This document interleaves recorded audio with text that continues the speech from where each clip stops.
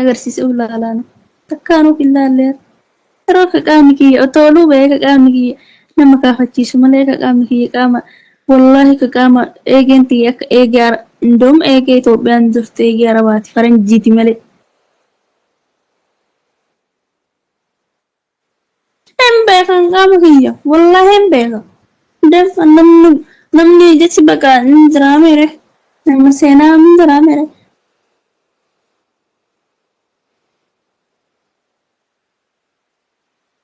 Salphina guddaadha dhugaa dubbachuudha. Salphina guddaa qaama ishii waraabdee ergitee fi amma immoo lammata mee qaama kiyya laalaanatti as ergii jetteen.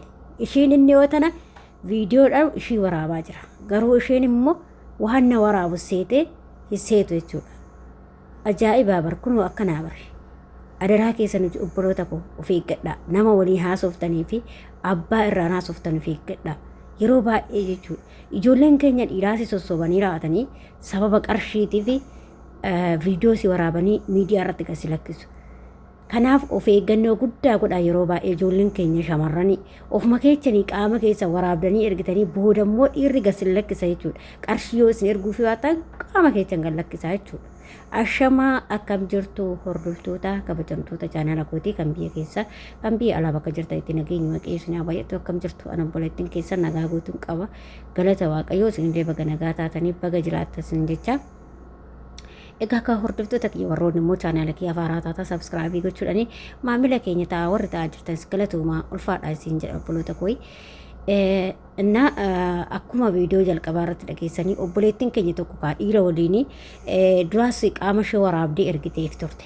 Qaama ishee waraabdee ergiteef akka ila viidiyoo irratti irraa hin kute malee qaama ishee yeroo baay'ee waraabdee ergiteef jechuudha. Inni taa'aniidhaan akka haasa'aa jiranitti.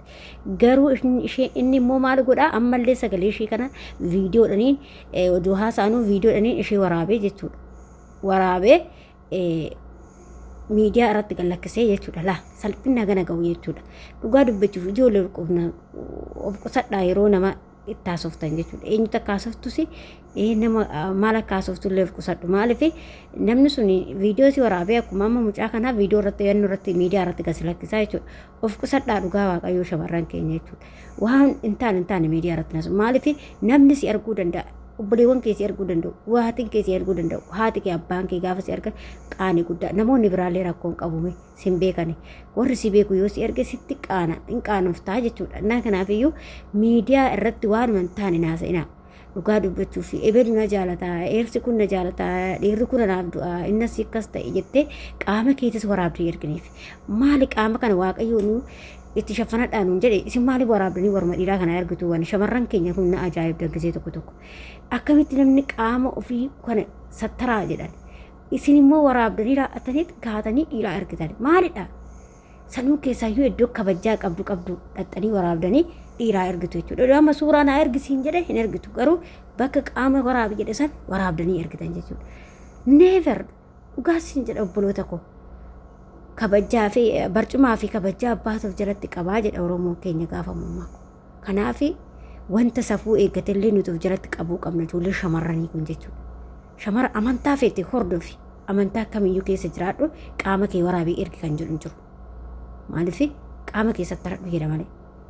Qaama kana wayifuu shiidhaa bakka san godhees maal gootanii ulfuutanii dhiira biraan deemtan.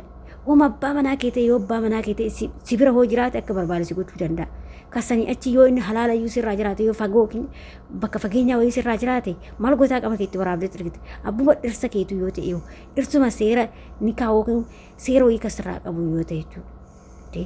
Maalidha kun safuu eeggachuu bareeda barjoole Oromoo safuu beeka jenna nuti Oromoo kana ka safuu wallaalle yeroo baay'ee jechuudha. Dhugaa isiniin jedha obboloota koo waan feete naan jedhe an ofii kee obbeeka malee garuu ofumaa obbeekaa miti namni nan beeku ofii koo obbeekaa miti waan akkanaa kana immoo argee akka ijoolleen keenya irraa of qusatan gorsuu dhiisu jechuudha. Maaliif shamara keenya hunduma walitti nu qabu. Ana qofa yookiin qulqulluun jedhan si qofa yookiin qulqulluudha siin jedhan. Foon tokkichatu xannacha tokkichatu foon hunda ajjeessaa jedhan. Shamarran takkatu shamarran hunduma ishee maqaa nu balleessa jechuudha. Shamarran biyya arabaa jedhan. shamarri biyya arabaa bishaamadha ijoollee maal taatan shaamannatii keenya ofirraa buufnaa warqinnatii keenya ofirraa cibsinaa kanaaf kabajaa gaafa ofitti goote nama si fuudhu dhabdu nama waliin fataa zanaa jettu dhabdu jaarsa luka sidiqee bulu heerumta malee jaarsa asii gabbartee qaama keetti itti waraabdee ergitee akkasuma immoo qarshii kee waan hojjetetti ergitee si fuudhuu miti jechuudha. Kanaaf dhiira akkasiirraa fagaadhu. Dhiira waan akkasii si taasifullee bilookii ofirraa nyaachise biyyeen abbaasaa haa nyaattu inni si waliin haasa'ee raa'atee si waraabbatee booda miidiyaa irra si fiiga yoo ati gaafa san qarshii erguu fidde miidiyaa gubbaa irra si fiiga jechuudha. Inna kanaaf adaraa keessan of eeggannoo cimaa godhaa ijoollee shamarran keenya jechuudha. Yeroo tokko tokko ofuma keenya wallaallaa jechuudha beekaa. Kana ofuma keenya wallaallee of salphisaa deemna gizee hundumaa jechuudha. Innaa obboleewwan koo adaraa of eeggadhaa isin jedhu. Of eeggannoo barbaadaa kana of eeggachuu qabdanii Waaqayyo isin haa eegu haga danda'ametti of eeggadhaa isin jedhu. Innaa dhiifama caalaa fiigan akkas jedhee innaa of eeggannaa godhaa Waaqayyo isin haa eegu. Shamarri immoo yooma safuu eegganne bareedaadha. Nuti ijoollee shamarranii kun gaafa safuu eegganne namnillee shamarruma safuu eeggatte fuudha. Dhiirri gaariin illee shamarruma gaarii safuu fuudheef eeggatte amantaa ishee eeggatte fuudha malee kan akkanumaan qaamni ishee miidiyaarra deeme suuraan ishee viidiyoon ishee waraabamee miidiyaarra deemu hin fuudhu jechuudha. Dubartiin akkasii fuudhanii bara. Dubartii arbeeggoorra deemtu jedhaati dubartii qaamni qullaan ishee miidiyaarra deemu dhiirri takkaayyuu ishee fuudhu ishiin akkasumatti walii gad deemti malee takkaayyuu jechuudha. Kanaaf adaraa keessatti ofii keessanii gaarii ta'a malee nama gaariitu taa'ee eeggata. Maal abbaa isaa qaama kiyya ani qaama kiyya si waraabetti ergu fuudhu baatu muka seenu. Dogdi malee qilee irraa seenu dhugaa waaqaa jechuudha. Of kabajaa ijoolleen akkasitti maqaa hunduma keenya nu balleessitan jechuudha. Shamarran hunduma keenya walitti nu qabu. Shamarra biyya alaa jedhan hunduma walitti nu qabu malee takkaa lama balleessiteefi miti jechuudha. Kanaaf maqaa keessan eeggachaa deemaa. Qaama keessan sattaradhu. Qabbaneeffadhu. Uffata waaqayyoon uffanni itti uffadhaa. Itti qaqqabadhu. Yoo inni namnichi suni qaama kee waraabdee naa ergitu malee ani si fuudhoo jedhe muka nyaadhuu jedhi bilookii jala galchi biraa deema. Kalaas maasii godha kun dhirsaa iyyuu siin ta'u. Akkasuma kan inni kaas qabu yoo ta'e inni si kaas irraa qabaaniitiitii akka barbaade si godha siin jedhee ittiin seenin dhugaa siin jalatti seenin.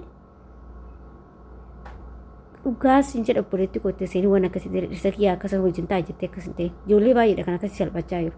Kanaaf gaafa ni kaallee si hidhate dhirsa kiyyatti wajjin maraatin sirraa akkuma si hidhe isa sirraa hiikuu danda'a waan ta'eef.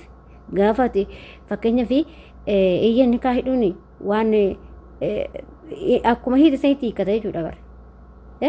Si diiguu danda'a, si ganuu danda'a. Innaa gaafa ati immoo safuu kee eeggattee qarshii kee qabatte abbaa barbaadde hiikullee abbaa barbaadde heerumta jechuudha. Gaafa sana ati qaama kee waraabdee itti ergite inni immoo sirraa waan qabdu limmi godhee raa'atee barbaadu miidiyaatti gasi lakkisee innis immoo kan biraa deemee fuudha jechuudha. Waanuma hundumaafuu dhiirri bee waanuma hundumaafuu gaafa isaafis argite waanuma ati dhiirri hundi duraanis kas janajjanee jiru waanuma hundumaafuu ergite itti fakkaata jechuudha. Kanaaf dhiirota keenya isa kana irraa fagaadhaa isin jedha. Naa akkasii dhaamsa kiyya isa kanaadha waaqayyo sinaa eeguu of eeggadhaa aga danda'ametti isin nama wajjin haasoftaniif nama wajjin haasofni illee ilaaladhaa qaama keessan immoo namatti waraabdanii ergina abadan oduma du'u ittiin illee qaama kee waraabe. Naa akkasiin jedha kuni gorsa kiyya nagaa ta'a fayyaa ta'a of dhugaa nama gaddisiisa.